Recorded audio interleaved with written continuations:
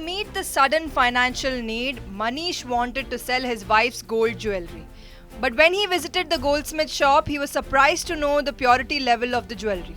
On his wedding, the jewellery Manish had bought was of 24 carats. But after so many years, he came to know that the purity level of that jewellery was actually not even of 18 carats.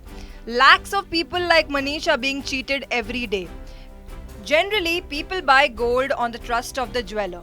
But sometimes the jeweler sells adulterated gold to the customers, although they do give assurance of its purity.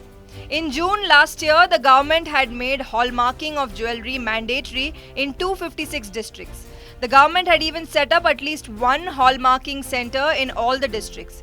Initially, gold hallmarking was made mandatory for 14, 18 and 22 carat golds. But now this requirement is being extended to other districts as well.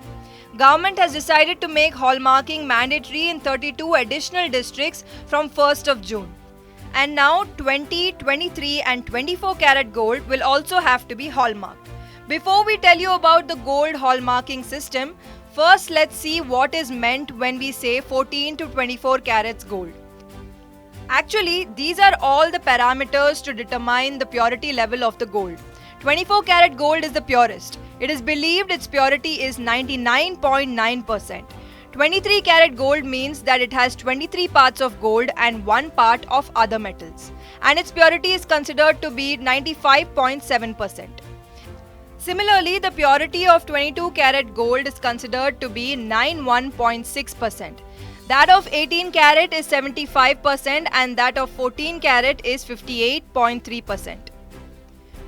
Because the customers are unaware of the parameters on the basis of which they can gauge the purity of gold, so jewelers also sometimes sell gold of low purity in the guise of 24 or 22 carat gold. Hallmarking is being made mandatory to avoid the customers from being hoaxed by the jewelers. Now the customers can not only find out the purity of the jewellery they would purchase, but also that of the jewellery that they have kept in households. To avail of this service, the customer will have to pay 35 rupees per piece irrespective of the weight of the gold. The customer will also get a certificate of purity of the jewellery from the hallmarking center. The customers can also use the certificate of purity to sell the jewellery later on. But there are many flaws in the entire process of hallmarking. In the first phase, out of the 256 districts where hallmarking was made mandatory, only few have gold hallmarking centers. In fact, the hallmarking centers have even shut down in some of the districts.